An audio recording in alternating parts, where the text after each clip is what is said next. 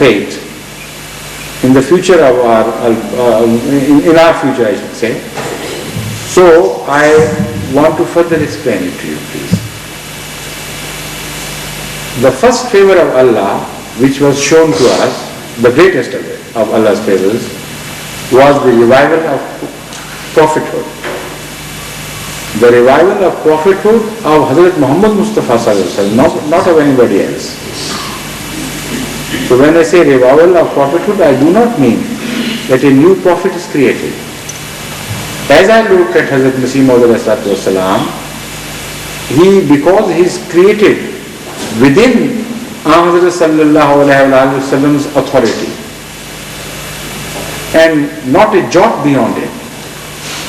So this is why I name it the phenomenon of revival of prophethood, not the creation of a new prophethood.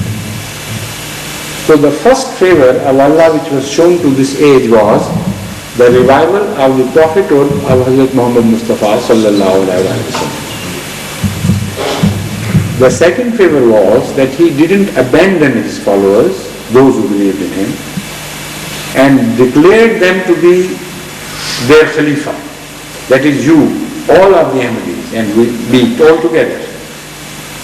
We, under the spell of this verse, Astakhlaf, have become Khulafa.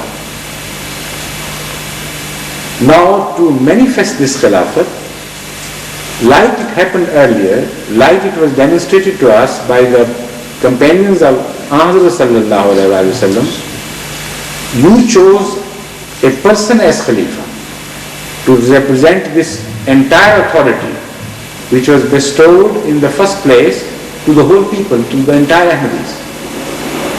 So that one person becomes a symbol of your power.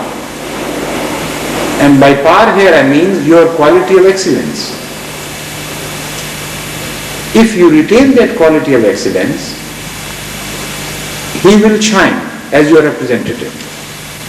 If you lose that quality of excellence, to the same degree, he would lose his illustriousness or his quality of light. Because the Holy Quran relates these two things inseparably. They cannot be severed. So this bestows a very grave responsibility upon the Khulafa, that is your representatives, who would be, to begin with, your representatives, but under Ayat-e-Istikhlaf would become concentrated representatives of Allah's will.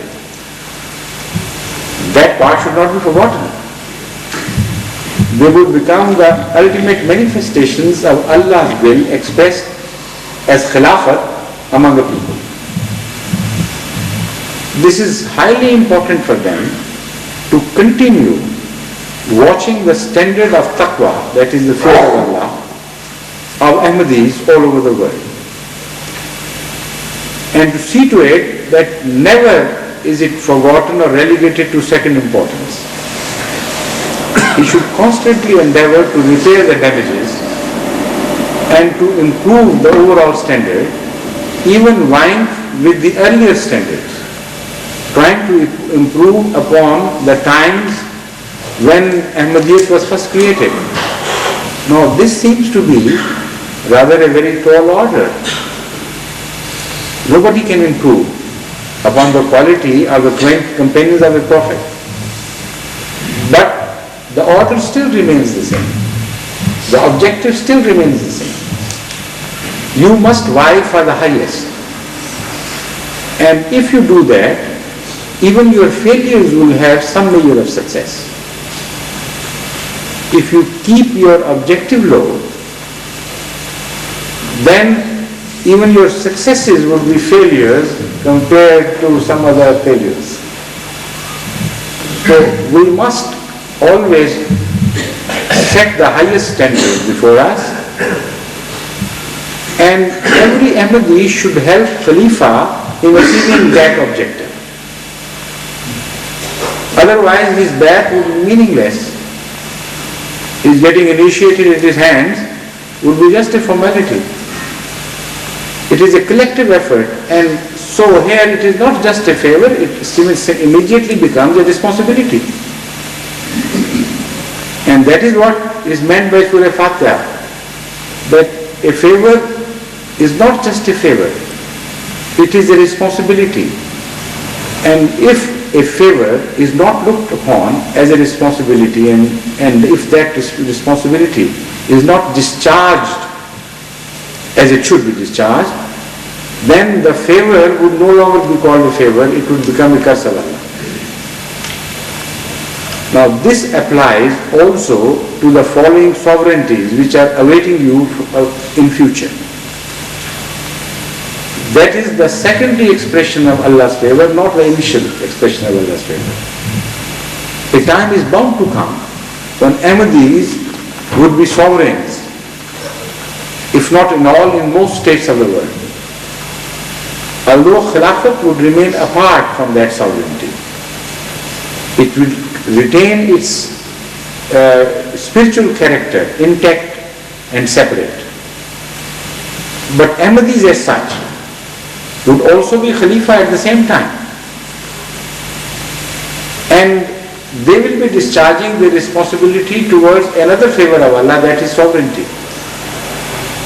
When that time comes, unless you are well trained before that and you are constantly reminded to dispense with these responsibilities in the sight of Allah as true believers, as righteous people, that favor of Allah which is to befall upon you later on, which is to be bestowed upon you later on, would turn into a curse. And because the Ahmadiyya community will be a very highly developed and organized society at that time, if sovereignties at that time are turned into curses, then you can imagine what a great havoc those sovereignties would play. In a small state of Pakistan, a wrong type of dictatorship is settled, and you see the consequences. How much suffering, how much corruption it has caused, how much heartburning, how much misery. It is a small dictatorship which is not absolute in real values, and also it's a small and insignificant country as compared to the rest of the world. Imagine the might of Ahmadiyyat in a few hundred years from now, and the most powerful states coming into being and run by those highly developed beings which have the background of Ahmadiyya education behind them. Imagine for a while, God forbid, that they have left the values of Khilafat behind them and have only inherited the sovereignty as such. What would happen to the world of that time? How in the name of God people would be cruelly treated and the values will be destroyed. How all the favors of Allah would be turned to the wrong usage, not to the right usage. So when we come to this part, then I'll further explain how in detail favors can be turned into curses. They remain favors. They are not curses from Allah. When you understand this significant point, then you also begin to understand the meaning of فَبِأَيِّ آلَاءِ رَبِّكُمَا تُكَذِّبَانِ. The Holy Quran goes on repeating فَبِأَيِّ آلَاءِ رَبِّكُمَا تُكَذِّبَانِ. Which of the favors of your Lord ye twain shall deny? And when you read the favors are punishments. Hell and this and that, they are also included in the list of favors, apart from rewards like heaven. So one really wonders